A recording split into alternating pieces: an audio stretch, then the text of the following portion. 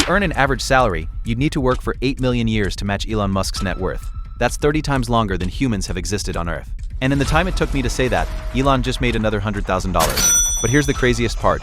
Elon Musk is not the richest person in history. He's not even close. So let's go find the one person who actually takes the crown. We start in the late 1980s with a man who didn't believe in stocks or investments. Pablo Escobar was pulling in $420 million every single week. He spent $1,000 a week just on rubber bands to hold his cash together. Rats and moisture destroyed $2 billion of his money every year. But after adjusting for inflation, his total net worth only reached around $80 billion, which means on paper, he doesn't even beat Elon.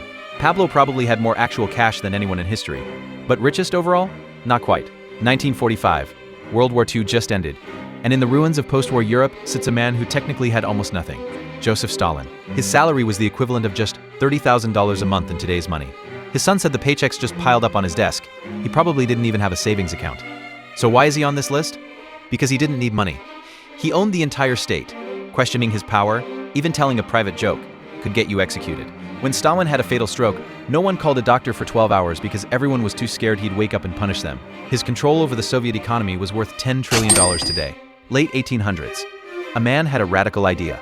Pay your workers more, give them weekends off, and put them in a line. Henry Ford. The assembly line dropped production time for the Model T from 12 hours to 90 minutes. Car prices fell from $850 to $290. But Ford's greatest invention wasn't the car, it was the middle class. Suburbs, commuting, the modern work week, all trace back to him. Personal net worth, $200 billion. Influence on civilization, priceless. The late 1800s had one true king, John D. Rockefeller. He founded Standard Oil in 1870 and by the 1880s controlled 90% of America's oil refining. When the Supreme Court broke up his monopoly in 1911, he got richer because now he owned shares in all 34 new companies, and their stock prices soared. The result? The world's first billionaire. At his peak in 1913, Rockefeller was worth 2% of the entire US GDP. In today's money, estimates range from $400 to $600 billion. A king embarked on a pilgrimage across Africa with 60,000 people, hundreds of animals, and thousands of pounds of gold. Mansa Musa, king of the Mali Empire, controlled roughly half of the world's gold supply. On his journey, he handed out so much gold that he crashed the economies of every region he passed through. He then borrowed it all back, which helped until he repaid the debts all at once and crashed everything again. His estimated net worth? $400 billion, possibly much more. History's original flexor. Year 1 AD. Augustus Caesar just conquered Egypt and claimed it as his personal property. He controlled around 20% of Rome's entire economic output. Taxes, gold mines, treasuries, conquered lands. He also had a side hustle of executing wealthy citizens and seizing their assets. After his death, he was officially declared a god. His estimated net worth in today's money, $5 trillion. Early 1200s. One man conquered 20% of all the land on Earth. Genghis Khan's empire, valued today, would be worth an estimated $130 trillion. But here's the twist. He personally owned almost nothing. He wore the same clothes as his soldiers, ate the same food, slept in tents, and asked to be buried with no markers. He redistributed all war loot to keep his army loyal. He owned everything. He kept nothing. Early 1800s. Before phones existed, one family built the first international banking network across all of Europe. The Rothschilds financed wars, funded the Suez Canal, and bailed out entire governments.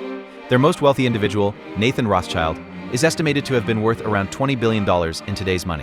But his true power was in connections and influence that no number can fully capture. So, who is actually the richest person in history? Looking at the numbers, it seems like a lot of people make Elon look broke. But here's what those numbers don't tell you. In 1913, Rockefeller was worth 2% of US GDP. Rockefeller had a bigger slice, but of a much smaller pie. The US economy today is 22 times larger than it was in 1913. Ancient rulers controlled vast empires, but their wealth was tied to political power. Lose the throne, lose everything. Dictators controlled economies they could never personally spend. Warlords redistributed wealth just to stay in power. Elon's $400 billion is personal, verified, accessible. He can use it for whatever he wants. And he wields technology that ancient kings would have called witchcraft. Elon Musk is the richest person in history. Someone will eventually surpass him. But based on every pattern in history, by the time that happens, the rest of us will be richer too.